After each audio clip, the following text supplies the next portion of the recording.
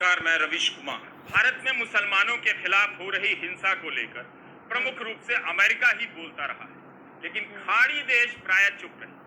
Qatar, Kuwait, Saudi अरब और Iran ने कभी इतना मुखर होकर कुछ नहीं कहा। भारत के चार बड़े व्यापारिक साझेदार हैं, ट्रेडिंग पार्टनर। अमेरिका और चीन के बाद संयुक्त अरब अमीरात और सऊदी अरब का नंबर आता है। खाड़ी के देशों ने हमेशा भारत के साथ धंधे को ऊपर रखा है, धर्म को पीछे।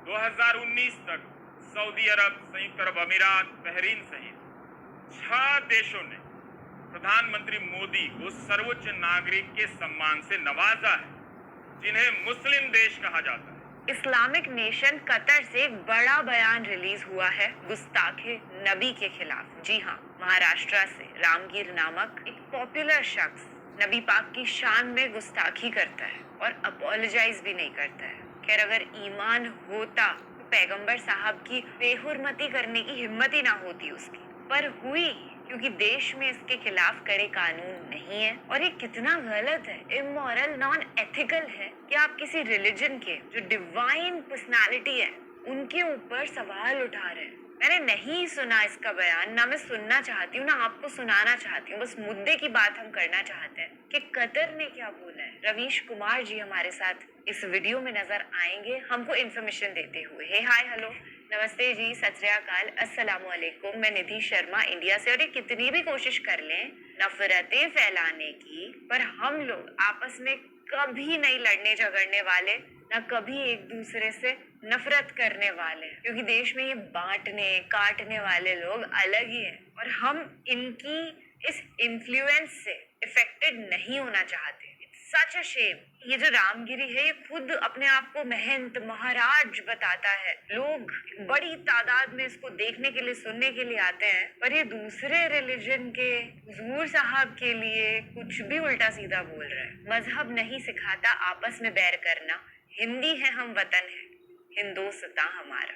भैया, हमारे मजहब ने, हमारे धर्म ने तो हमको नहीं सिखाया है किसी के भी खिलाफ गलत सोच रखें, पर ये लोग धार्मिक नहीं है। शुद्ध वैदिक धर्म सनातन को ये नहीं जानते हैं और ना ये जानते हैं दीन इस्लाम को। चलिए, देश के जो सबसे बेस्ट पत्रकार हैं रवीश कुमार जी, उनको सुनते हैं। कतर का जो बयान आया है उसको सुनते हैं, उसके बाद हम अपनी प्यार भरी मोहब्बत नुमा तफसीली गुफ्तगू को बरकरार रखेंगे। इनमें से कतर और सऊदी एक दूसरे के विरोधी माने जाते हैं। सऊदी अरब और ईरान के बीच भी दुश्मनी चलती, तब भी सबने मिलकर इन प्रवक्ताओं के बयान की निंदा की है और भारत से माफी मांगने की बात कही है। यह ट्वीट दूरदर्शन न्यूज का है तो 5 जून का, लेकिन 2016 रविवार को भी 5 जून ही था जब कतर भारत को लेकर आपात हो रहा था। इस ट्वीट के अनुसार 5 जून 2016 को प्रधानमंत्री दोहा में थे।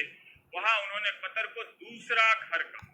क्या आपको पता था कि कतर प्रधानमंत्री का दूसरा घर है और यह बात प्रधानमंत्री ने कही है? आखिर ऐसा क्या हो कि जिन देशों के साथ भारत के संबंध बहुत अच्छे हैं, उन देशों में भारत को लेकर नाराजगी हो गई। दुकानों से भारतीय उत्पादों को हटाया जाने लगा। कतर, कुवैत, ईरान जैसे देश भारत के राजदूतों को बुलाकर अपनी नाराजगी का नोटिस थमाने लगे और माफी मांगने की बात करने लगे। कतर के विदेश मंत्रालय ने बयान जारी कर कहा है कि भारत के सत्ताधारी दल के प्रवक्ता ने पैगंबर मोहम्मद के खिलाफ जो बातें कही, कतर उसे खारिज करता है और इसकी निंदा भी करता है। आज विदेश मंत्रालय ने कतर में भारत के राजदूत डॉक्टर दीपक मित्तल को बुलाकर आधिकारिक नोट सौंपा और अपनी निराशा जाहिर की। कतर ने भारत के सत्ताधारी दल के इस फैसले का स्वागत भी किया है कि उसने प्रवक्ताओं को पद से हटा दिया है।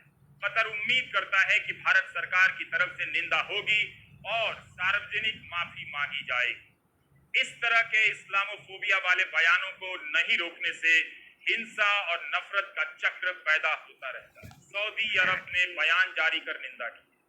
वैसे तो इन देशों में भी मानवाधिकारों के कुछ कम उल्लंघन नहीं है, मगर बीजेपी और सरकार ने उन बातों को नहीं छोड़ा।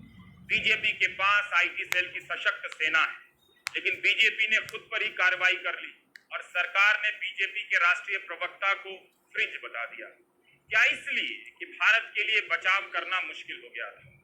प्रधानमंत्री मोदी हर साल पैगंबर मोहम्मद के जन्मदिन पर ट्वीट करते हैं। उनके बारे में उनकी ही पार्टी के प्रवक्ता अनाप शनाप टीवी पर बोल रहे हैं, ट्विटर पर लिख रहे हैं, और 10 दिनों तक पार्टी कोई एक्शन नहीं। यही संदेश जा रहा था कि पार्टी ऐसे बयानों और प्रवक्ताओं के साथ खड़ी है। इतनी बड़ी पार्टी की हालत देखी। रविवार को अरुण सिंह ने एक पत्र जारी किया। उसमें लिखा ही नहीं कि क्यों जारी किया जा रहा। ललित निबंध सा लिखा आया कि भाजपा सभी धर्मों का सम्मान करती है।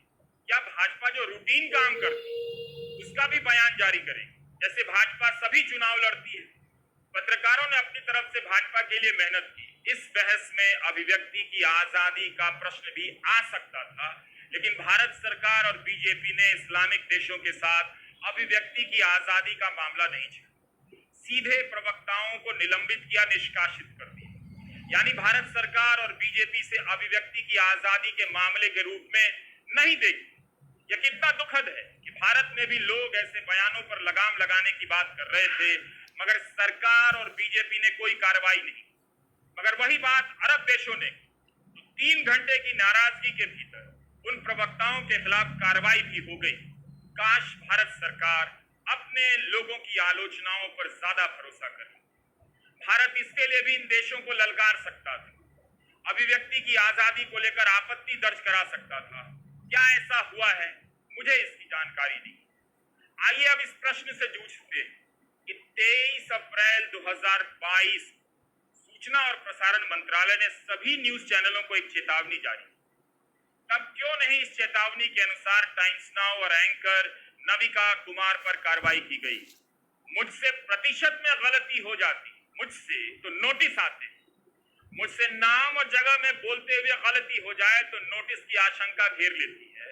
रात भर नींद नहीं आती। भारत को दुनिया के मानचित्र पर शर्मसार कर गोदी मीडिया को नींद कैसे आती है? इनके विज्ञापन दाताओं को नींद कैसे आती है? सवाल है, सूचना प्रसारण मंत्रालय 23 अप्रैल की अपनी ही चेतावनी का इस्तेमाल कब करेगा? कौन से चैनल हैं जिन्होंने दिल्ली में हिंसा के मामले में भड़काऊ सुर्खियों और हिंसा के वीडियो वाले समाचार प्रसारित किए, जो सरकार के अनुसार समुदायों के बीच सांप्रदायिक घृणा को भड़का सकते तथा शांति एवं कानून व्यवस्था को बाधित कर सकते? मंत्रालय ने निजी टीवी चैनलों को असंसदीय, भड़काऊ और सामाजिक रूप से अस्वीकार्य भाषा, सांप्रदायिक टिप्पणियों और अपमानजनक संदर्भों के प्रसारण के खिलाफ चेतावनी, जो दर्शकों पर नकारात्मक मनोवैज्ञानिक प्रभाव डाल सकते और सांप्रदायिक वैमनस्य को भी भड़का सकते हैं, बड़े पैमाने पर शांति भंग कर सकते हैं। ये सब उस एडवाइजरी में लिखा था जो 23 अप्रैल को सूचना व प्रसारण मंत्रालय की तरफ से जारी किया गया। 23 अप्रैल की इस चेतावनी को देखकर लगता है चैनलों पर कोई असर नहीं पड़ा। सूचना प्रसारण मंत्रालय के पास काफी मौका था, समय था कि वह इस चेतावनी के आधार पर टाइम्स नाउ के खिलाफ कार्रवाई कर सकता था। जो लोग यह सवाल उठा रहे हैं कि अगर बीजेपी अपने प्रवक्ताओं को निकाल सकती है, निलंबित कर सकती है, तब सरकार चैनल के खिलाफ और चैनल एंकर के खिलाफ कोई एक्शन नहीं ले सकती। 9 मई को भारत के 4 पत्रकारों को पुलित्जर पुरस्कार मिलता है। स्वर्गीय दानिश सिद्दीकी, अदनान आबिदी, सनाइब शान, अमित दवे। न्यूज चैनलों पर लगातार इस तरह के कार्यक्रम हो रहे हैं जिनमें सांप्रदायिक नफरत फैलाने की बात होती है। पिछले 8 साल में हर दिन एक नया रिकॉर्ड, अभद्रता अपना विस्तार करती जा रही है। चैनलों के जहरीले डिबेट को हर दिन नजरअंदाज किया जा रहा है। ये टाइटल देखिए हाल फिलहाल, विरासत से किसका विश्वासघात, घाटी में गद्दार इसलिए हिंदू नरसंहार, बंद बहाना हिंदुत्व है निशाना, शुक्रवार को स्कूलों की छुट्टी क्यों? क्योंकि आपको नमाज पढ़नी, भयानक गर्म हो गई बहस। इस तरह के टाइटल लगाकर 8 साल तमाम चैनलों पर दिन रात बहसें हुई। इन बहसों में 2 पक्ष बनाए जा रहे। दूसरे पक्ष को पूरा करने के लिए कई प्रकार के मौलाना और इस्लामिक विद्वान लाए जा रहे। ये लोग भी कम अभद्र तरीके से बात नहीं। मौलानाओं की मौजूदगी और इनकी बातों ने भी ऐसी तकरारों को हवा दी है।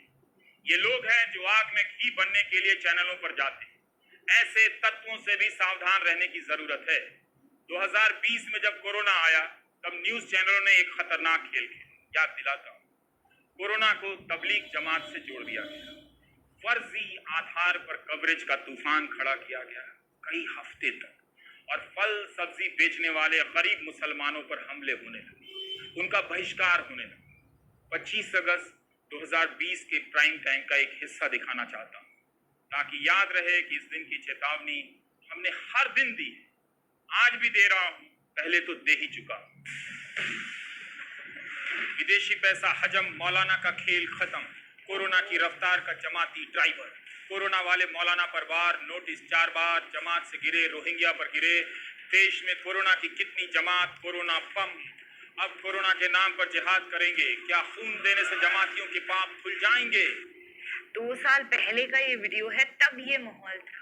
तो इस ही माहौल को बरकरार 10 साल से भी ज्यादा हो चुके हैं और कोई डिफरेंस नहीं आया है। तब भी नुपुर शर्मा को पूरी आजादी थी कि वो नबी पाक की शान में गुस्ताखी कर सके, और आज भी रामगिरी ने किया। ये सांप्रदायिक दंगों को भड़काने वाले लोगों को समझ नहीं आता है क्या कि इससे मरेंगे तो हम आम हिंदू मुसलमान ही, आपस में लड़ेंगे कटेंगे तो हम लोग ही। पर खैर वो समझने की कोशिश ही क्यों करे, वो तो ऊपर गद्दी पे बैठे हुए हैं ना, जहाँ पर कोई उन्हें अटैक नहीं कर सकता। अटैक तो सिर्फ आम लोगों के बीच में होगा। मेरे जो जानने वाले हैं, मुझे पसंद करने वाले हैं, वो कई बार टेंशन में हो जाते हैं कि यार तुझसे जो नफरत करते होंगे उन्होंने अगर तुझे कभी भीड़ में देख लिया, क्योंकि अंधभक्तों की यही सोच है कि जो भाजपा का विरोधक है वो तो देश विरोधी देशद्रोही इंसान है, जबकि असलियत से इस बात का कोई नाता नहीं है। और आपने भी वो न्यूज देखी क्या, महाराष्ट्र की ही, जहाँ पर एक बुजुर्ग को मारा पीटा जा रहा है क्योंकि वो ट्रेन से सफर कर रहे थे और वो मीट लेकर के जा रहे थे। तो ये कह दिया गया कि बूढ़े दादाजी हैं, उनके टिफिन में गाय का मीट है। जबरदस्ती का एलिगेशन लगाया गया, जबकि इम्पॉसिबल है। जब बिकता ही नहीं वहां पे तो वो खरीदेंगे कैसे? उनको इतनी अभद्र गालियां दी गई, मारा पीटा गया, just because of the hatred. वो नफरत ने बहुत रूट्स, एकदम जड़ों पर असर किया है। तो भाई जिंदगी में बोर हो लेना, पर कभी मेन स्ट्रीम मीडिया को मत सुनना, वो गुमराह करने का ही काम करते हैं। और अफसोस है कि इस तरीके की वारदात हमारे देश में हो जाती है और कोई कड़ी कार्यवाही नहीं होती। हमारे बस में फिलहाल यही है कि जितनी मोहब्बत हो सकती है ना उतनी फैलाएं। हम हिंदू होकर अल्लाह अकबर बोले तो मुसलमान जय सिया राम के नारे लगाएं। भगवान का, अल्लाह का नाम लेने में दिल को बहुत सुकून मिलता है, पर जब आपसे जबरदस्ती कहा जाए कि जय श्री राम बोलो या अल्लाह अकबर बोलो तो बहुत चुभता है दिल के। और ऐसे ही ये घनघोर वाले अंधभक्त मॉब लिंचिंग कर देते हैं। आई होप कि ये हालात जल्द ही सुधरें। लगा यही था कि जब एनडीए सरकार आई थी तो वो कट्टरवाद नहीं रहेगा, पर वो कहीं ना कहीं बरकरार है, क्योंकि